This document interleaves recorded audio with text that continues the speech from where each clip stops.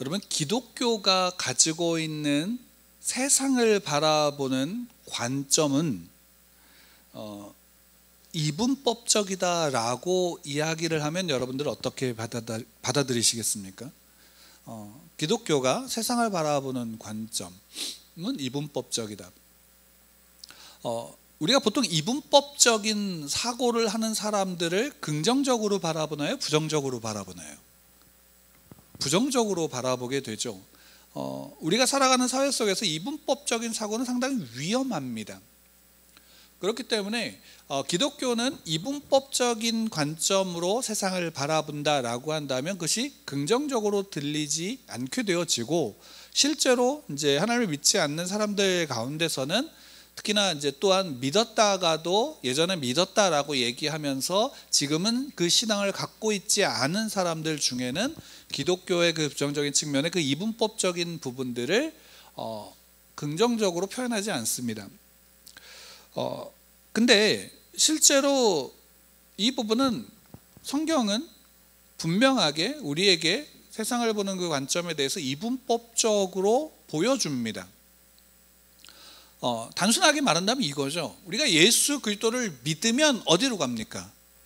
천국으로 간다라고 고백하죠. 그리고 믿지 않으면 지옥으로 간다라고 얘기합니다. 이 중간선이 있나요? 천국과 지옥의 중간선이 있나요? 없습니다. 그런 의미에서 연옥이라는 개념도 우리가 우리 이제 개신교에서는 그 연옥이라는 개념에 대해서 인정하지 않습니다. 중간이라는 위치가 있지 않기 때문입니다. 근데 이러다 보니까 이렇게 이분법적인 사고에 대해서 긍정적으로 바라보지 않게 되죠. 또 긍정적으로 생각하지 않게 됩니다. 왜냐하면 세상은 굉장히 다각적이고 또 다측면적이기 때문에 그 안에서 여러 가지의 상황과 환경, 또 사람마다의 다름들이 있기 때문에 이 부분들이 크게 받아들여지지 않죠. 근데 이렇게 되어지는 가장 큰 원인은 어디에 있냐면 기독교가 이분법적이다라고 하는 것에 있지 않습니다. 이것에 대한 문제는 어디에 있냐면 죄송하지만 성도들에게 있습니다. 하나님을 믿는 신앙을 가진 그리스도인이라고 하는 이들에게 있습니다. 그러니까 달리 얘기하면 이렇게 표현할 수 있죠. 우리들에게 그 문제가 있다라는 것이죠. 이렇게 말씀드린다면 조금 오해를 하실 수 있으니까 좀 더 분명하게 말씀드리면 이겁니다. 성경은 분명히 세상을 이분법적으로 우리에게 알려줍니다. 분명합니다. 이것을 부정할 수 없습니다. 그리고 예수 그리스도를 나의 구주로 믿고 영접한 사람들은 세상을 누구의 관점으로 바라봐야 되냐면 하나님의 관점으로 바라봐야 합니다. 이것을 부정할 수 없습니다. 우리 하나님의 관점으로 바라봐야 되고 하나님의 시각으로 우리의 삶을 살아야 합니다. 그러니까 그리스도인들의 판단의 기준은 하나님이셔야 됩니다. 그리고 그 하나님이 우리에게 주신 말씀이 기준이 되어져야 되죠. 그럼 당연히 그리스도인들도 세상을 바라보는 관점이 이분법적일까요? 아닐까요?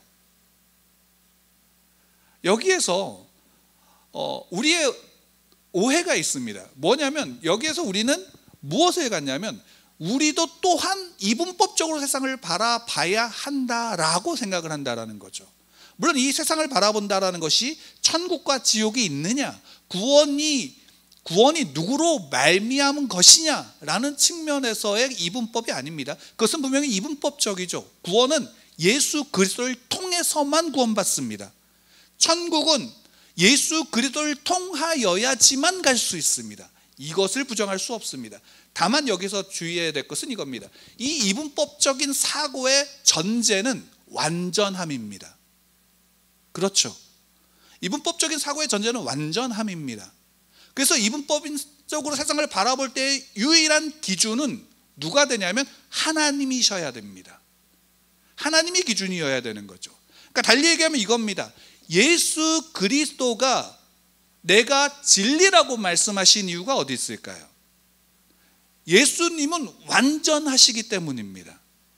하나님의 뜻을, 예수님이 이 땅에 그 뜻 앞에 순종하심으로 그 하나님의 뜻을 온전히 성취하시고 그분이 또한 성경은 하나님이시다라고 우리에게 알려주고 있다라는 것은 그분이 완전하시다라는 거죠. 그래서 그분이 진리입니다. 그분이 길이신 이유가 여기에 있고 그분이 문이신 이유가 여기에 있습니다. 그분은 완전하시기 때문이죠. 하나님은 완전하십니다.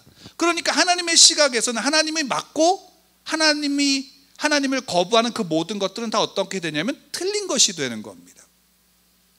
성경에서의 죄의 관점도 여기에 있죠. 성경에서의 죄는 우리가 도덕적으로 또는 우리의 이제 규범적인 어떤 법적인 죄를 지은 것을 가지고 죄라고 하지 않습니다. 물론 그것은 하위적인 죄이지만 성경이 말하는 궁극적인 죄, 유일한 죄는 뭐냐면 하나님에 대한 것입니다. 하나님에 대한 것이 죄이지 우리가 도덕적인 관점에서 그 사람이 선하다 악하다라는 부분은 성경 전체에서는 크게 중요하지 않습니다. 물론 우리에게 있어서는 그것은 중요할까요? 안 중요할까요? 중요합니다. 그렇기 때문에 이 이분법적인 사고의 가장 중요한 요소는 그 기준이 누가 되느냐이고 그 기준이 하나님이실 때에 그것은 분명히 또 하나님의 시각으로서 예수 그리스도를 통하여야지만 구원받는다라는 그 부분에 있어서 분명히 우리가 이분법적이어야 됩니다.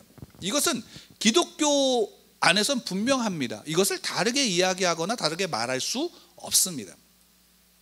근데 중요한 것은 뭐냐면 왜 그럼 우리가 세상은 이분법적이다라는 부분에 있어서 그리스도인들로 말미암아 문제가 생겼냐라고 했을 때 이 이분법적인 사고를 하나님의 기준으로서만 있는 게 아니라 그 기준이 마치 누구에게도 적용되어진 걸로 착각하냐면 내게 적용되어졌다라는 착각입니다.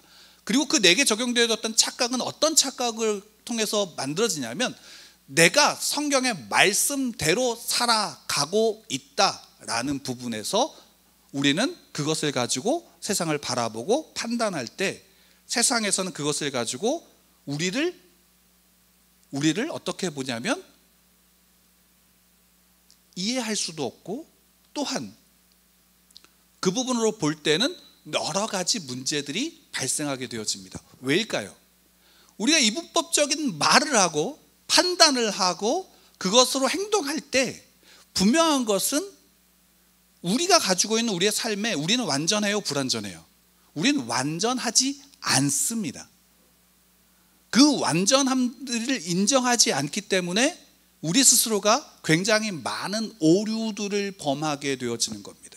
제가 몇 주 전부터 기독교 특히나 이 이제 믿음에 대한 부분을 이야기하고 모세로부터 출애굽으로 넘어오면서 모세에 대한 이야기를 할 때 분명하게 말씀을 드렸던 것 중에 하나가 뭐냐면 우리 그리스도인들은 무엇보다도 역사를 알아야 된다라고 말씀을 드렸던 이유가 여기에 있습니다.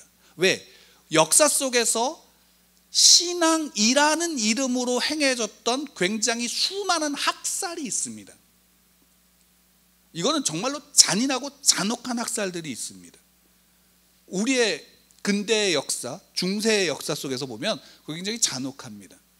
그것은 분명히 어떤 것을 보여주냐면 우리 그리스도인들이 갖는 그 하나님만이 가질 수 있는 이분법적인 기준을 내게 적용해서 세상을 바라볼 때 나타나는 문제들입니다. 우리가 여기에서 그 부분을 좀 더 살펴야 하는 것입니다. 왜 오늘 이 말씀을 드리냐면 오늘 본문에 나오는 히브리서 기자가 믿음으로 행한 사람 모세를 우리에게 보여주는데 그 모세가 어떤 사람이었는가에 대한 부분을 살펴보면 우리가 이걸 좀 더 잘 알 수 있습니다. 먼저 이 질문을 드리겠습니다. 모세는 그 삶에 믿음이 생긴 시점이 있습니다. 믿음이 생긴 시점이 있습니다. 이걸 좀 오해하지 마십시오. 그럼 그 이전에는 모세가 믿음이 없었느냐? 라고 한다면 믿음이 있었습니다. 믿음이 분명히 있었죠.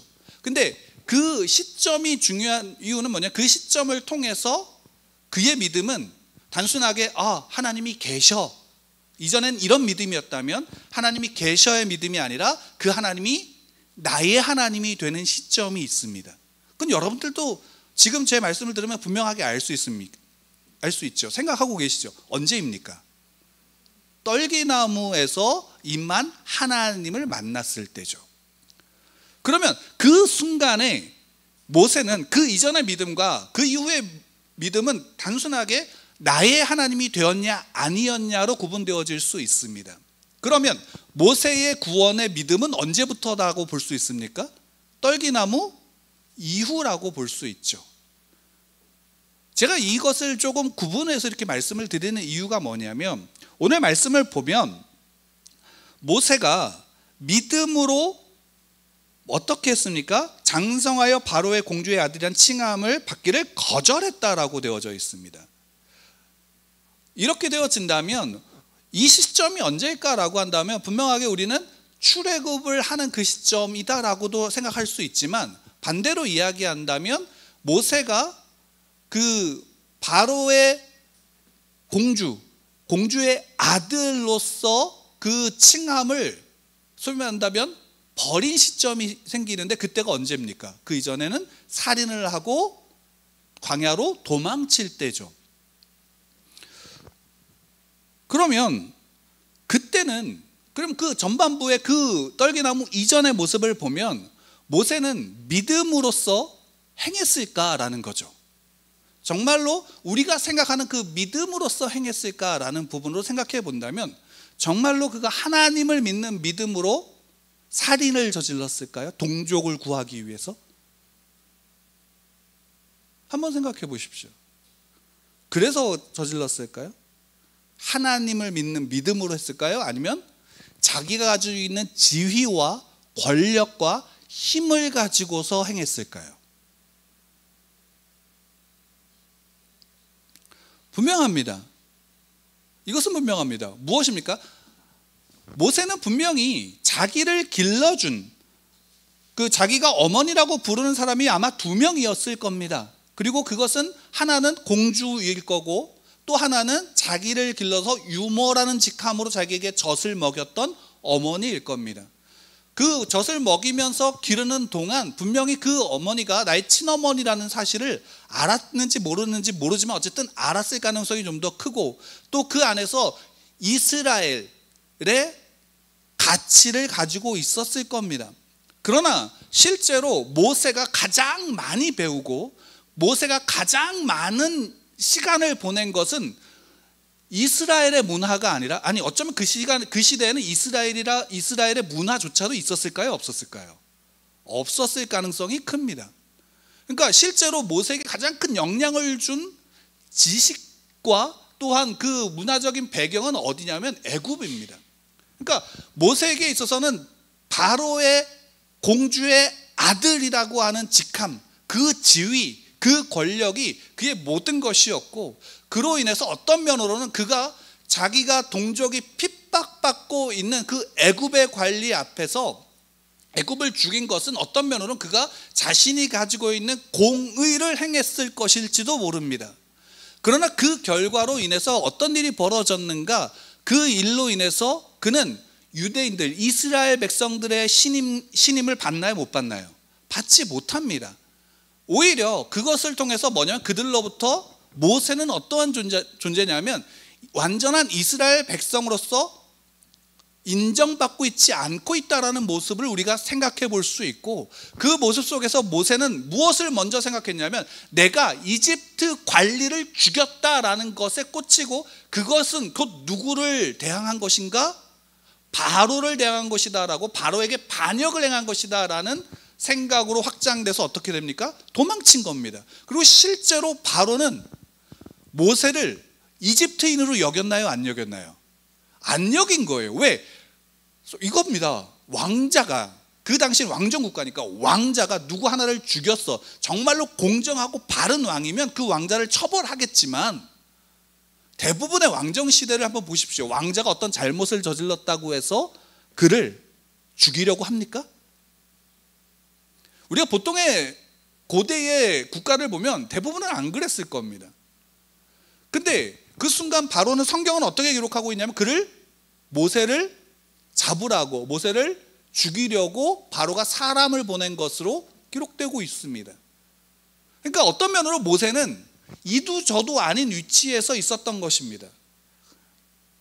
근데 그 속에서 모세가 행한 것, 나름대로 어떤 정의감이었는지 나름대로 어떤 열심이었는지 모르지만 그는 이스라엘을 위해서 그래도 애를 쓴 겁니다. 근데 그 결과는 어떻게 되면 살인자가 된 것이고 살인자로서 도망하게 되어지는 겁니다. 그래서 40살 이후에 모세의 삶은 어떠하냐면 그 광야에서 그냥 양치기가 된 겁니다. 그가 가지고 있었던 지위와 권력은 다 없어졌고 그가 배웠던 모든 지식은 다 어떻게 되냐면 아무 짝에도 쓸모가 없는 상태가 되어져 버린 것이 광야에서의 40년이 되어지는 거죠. 그게 누구의 삶이냐면 바로 모세의 모습이고 모세의 삶이었다라는 겁니다. 근데 재미있는 건 뭐냐면 히브리서 기자는 바로 그때의 그 모세의 삶조차도 지금 어떻게 우리에게 알려주고 있냐면 믿음으로써 어떻게 됐다? 바로 공주의 아들이라는 칭함을 받는 것을 거절했다라고 우리에게 알려주고 있는 겁니다. 여기에서 한번 이제 성경을 떠나서 한번 여러분들의 시각으로 한번 보십시오. 여러분들의 시각 속에서 여러분들 주위에, 여러분들 옆에 모세와 같은 사람, 그러니까 모세가 떨기나무에서 하나님을 만나기 이전에 그 모세와 같은 사람의 모습을 본다면 여러분들 어떻게 말씀하실 것 같으세요? 그를 향해서 그를 믿음이 있는 사람이라고 볼까요? 안 볼까요? 어떠실 것 같습니까?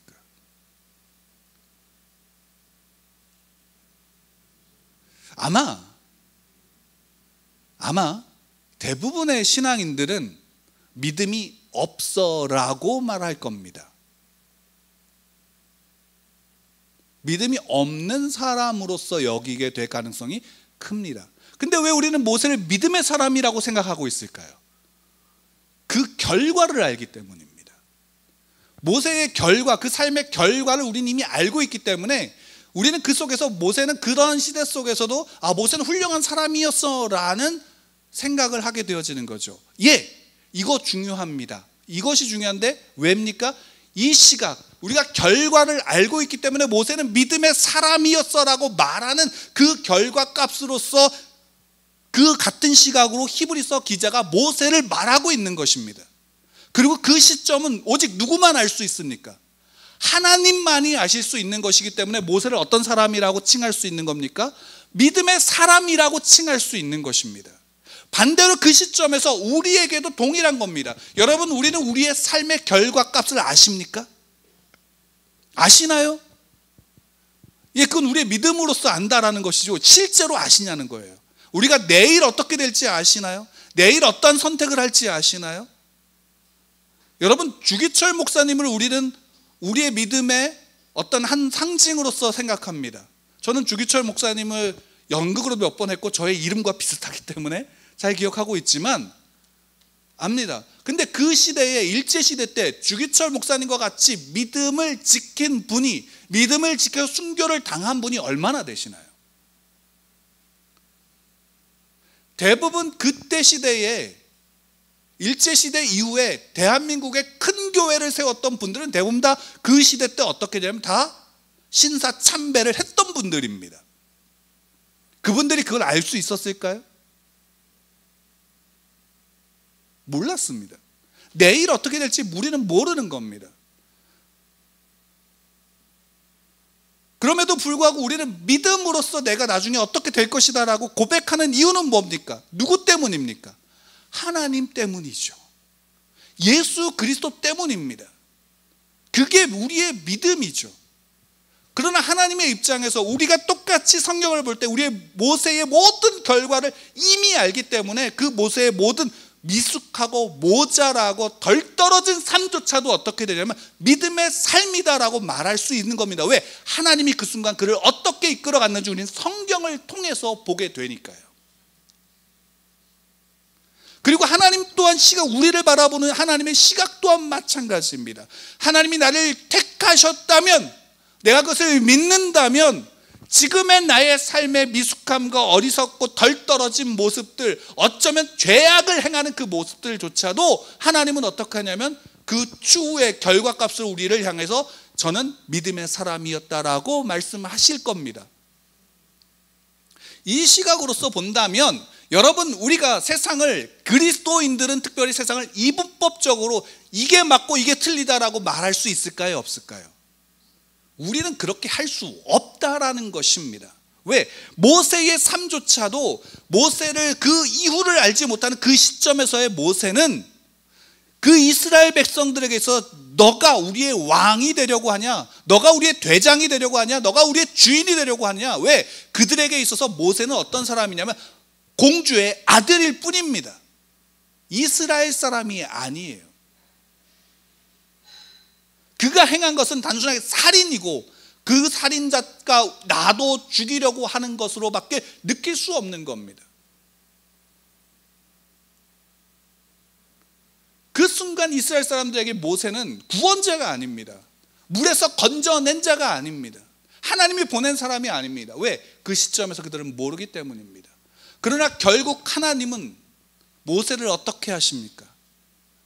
그가 비록 살인을 저질렀고 자신의 지위와 권력을 이용했다가 실패로 좌절하여 낭망해서 완전히 극단적인 모습을 보여준 그 80의 인생 속에서 하나님은 모세를 찾아오시고 그 자존감이 무너질 대로 무너진 모세를 다시금 누구에게 보냅니까? 바로에게 보내는 것입니다. 그 하나님을 만나고 난 다음에 모세는 분명하게 그 이전과는 다릅니다. 그리고 그 하나님을 만나고 난 다음에 출애굽하는 그 과정 속에서 모세는 분명히 또한 떨기나무에서의 모세와 다릅니다. 시내산에서의 모세는 그 광야의 여정을 지나온 모세와 또 다릅니다. 왜요? 그 과정마다 누가 관여하신 것입니까? 하나님이 그의 삶을 관여하신 것이고 그 속에서 모세는 아브라함의 하나님, 이삭의 하나님, 야곱의 하나님이다라는 그 하나님의 이름, 그 하나님의 이름의 의미가 무엇인지를 점점 더 깊이 알아가고 누구 앞에서 서는 것입니까? 하나님 앞에서 서서 나아가는 삶을 살아가는 것. 그 하루가 하나님 앞에서 살아간 그 하루는 그 이전의 나와 단 하루의 차이일 뿐이라도 같을까요? 다를까요? 다릅니다. 다릅니다.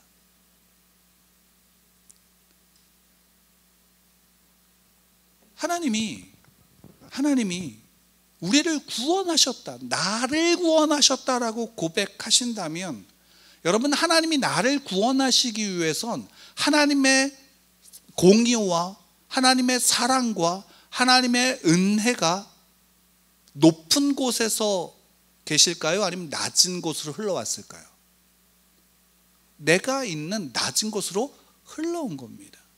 그래서 예수님이 이 땅에 오신 것, 예수님이 인간의 몸을 입고 이 땅에 오신 것을 신학적인 용어지만 비하라고 얘기하는 겁니다. 낮은 곳으로, 비천한 곳으로 내려오셨다라는 겁니다. 자비는 높은 곳에 있는 것이 아니라 자비는 낮은 곳으로 내려오는 것입니다. 자비는 그것을 판단하는 것이 아닌 자비는 그것을 인정하고 그들 속에서 흘러가게 하는 것이 자비입니다. 그래서 예수님은 이 땅에 오셨을 때에 분명하게 너희는 죄인이다라고 이야기할 때 모두를 다 죄인이라고 말씀하셨지 너만이 죄인이다, 너만이 죄인이다라고 말씀하지 않으셨습니다.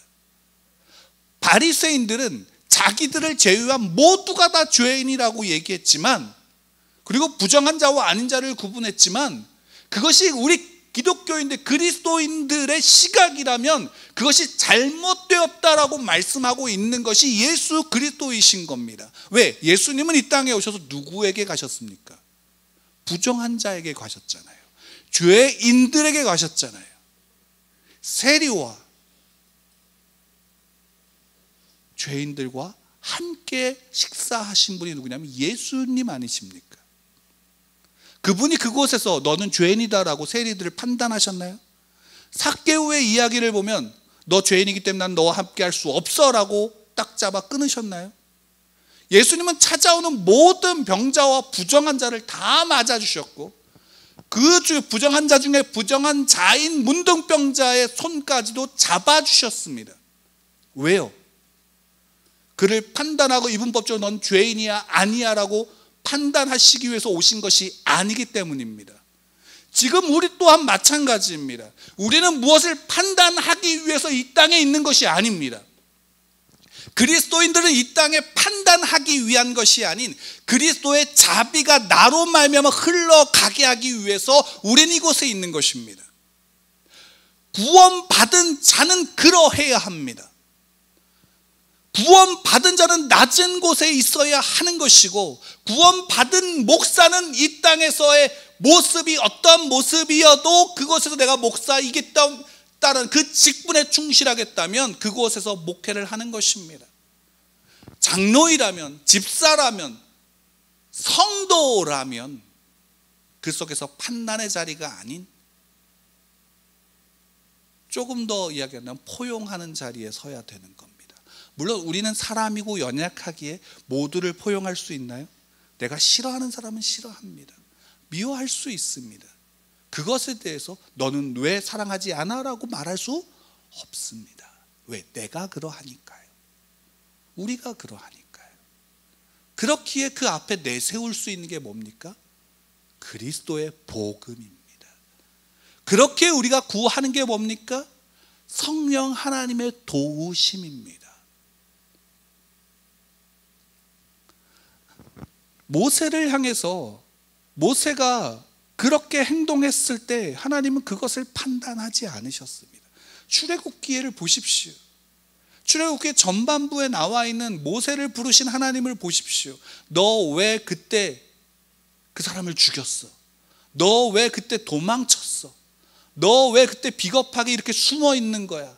너 왜 이렇게 좌절하고 낭망하고서 일어서지 못하는 거야? 이 믿음 없는 놈아 라고 말씀하지 않으셨어요. 오히려 예수님이 나중에 화내신 건 하나님이 모세를 향해서 화를 내셨다는 표현이 좀 그렇지만 그를 엄하게 꾸짖으신 건 뭐냐면 그 떨기나무 앞에서 보여진 모든 것 앞에서도 그가 그 하나님을 거부하고 있는 것에 대해서 하나님은 책망하신 거죠. 그 이전에 어떤 것을 판단하지 않으셨습니다. 여기서 중요한 게 있죠. 예수님은 이 땅에 판단하러 오지 않으셨다고 말씀드렸습니다. 하나님은 마찬가지로 이 땅에 거한 하나님의 택한 자녀들을 판단하지 않으십니다. 근데 예수님은 다시 판단하러 오시죠. 다시 오실 때는 그때는 예수님은 심판에 주로 오신다라는 겁니다. 그분의 완전한 기준을 가지고. 그분이 오시기 전까지 우리는 이 세상에 우리와 함께하는 사람들을 판단할 자격이 내게 있습니까? 없습니까? 없습니다. 여러분, 세상을 하나님의 말씀으로 이분법적으로 생각하지만 우리는 그 이분법적인 기준을 온전히 하나님의 온전함으로 기준을 둔다면 하나님이 이 땅에 자비를 향해 내려오셨다라는 것도 기억해야 합니다. 오셔서 예수님은 그 자비를 모두에게 행하셨고 모두에게 베푸셨다라는 사실도 기억해야 하고, 그 속에서 우리의 판단은 거기에 있어야 합니다. 예수님이 어떻게 하셨는지요? 하나님이 어떻게 하셨는지요? 그 모세의 모든 삶의 결과를 그래서 26절에 말씀하고 있는 거 아닙니까? 26절 말씀 함께 읽겠습니다. 시작. 그리스도를 위하여 받는 수모를 애굽의 모든 모아보다 더 큰 재물로 여겼으니 이는 상 주심을 바라봅니다. 모세의 시각은 어디에 있냐면 하나님께 있습니다. 모세가 그래서 부름을 받아서 보내심을 받아서 다시금 애굽으로 들어가서 이집트로 들어가서 이스라엘 백성들을 만났을 때 그곳에서 모세는 판단했나요? 안 했나요? 판단하지 않았습니다. 이스라엘 사람들 각 사람 한 사람 한 사람을 향한 판단의 잣대를 들지 않았습니다. 한번 모세가 그 판단의 기준을 가지고 선언했던 때가 언제입니까? 시내산에서 황금송아지, 금송아지 사건이 있었을 때입니다. 왜? 그때 이스라엘, 그것도 누구를 향해? 세상을 향해서, 믿지 않는 자들 향해서가 아닙니다. 누구를 향해서 들었습니까? 믿는 자들을 향해서입니다. 여러분, 이거 무서운 말씀입니다. 오히려 우리는 우리의 판단을 어디로 향해야 합니까? 나 자신입니다. 그렇죠. 나 자신입니다. 나 자신입니다. 그리고 그 잣대는 또한 우리가 교회 안에서 더욱더 누구 한 개인이 아닌 우리 공동체가 온전하기를 바라는 마음으로 함께 서야 되는 것입니다.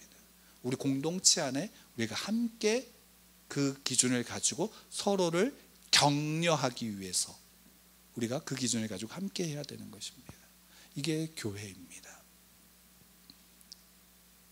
낮은 곳으로 임한 자비를 생각하십시오. 예수 그리스도께서 이 땅에 낮은 곳으로 오셔서 행하신 그 삶의 자비를 우리는 바라봐야 합니다. 사순절 기간이라 그래서 또 우리가 25일부터는 고난주간을 보낼 때 우리가 정말 이 시간 동안 우리가 바라봐야 되는 것이 무엇이냐? 예수님이 이 땅에 오셔서 행하신 것을 바라봐야 합니다. 제가 믿음에 대한 믿음의 사람들을 우리가 함께 나누면서 그 안에서 우리가 계속 이 말씀을 나누고 있는 이유 중에 하나가 이 안에 바로 그 예수 그리스도께서 이 땅에 오신 본질을 함께 우리에게 말씀해 주고 계시기 때문입니다. 죄인 되었던 우리입니다. 그리고 아직도 미숙한 우리입니다. 그러나 어느 시점에서 하나님은 우리에게 나타나셔서 말씀하십니다. 그리고 분명하게 말씀으로서 성경으로서 우리에게 주지 않으셨습니까? 우리는 그 속에서 그 모세가 만난 떨기나무의 하나님을 우리도 만나야 하는 것입니다.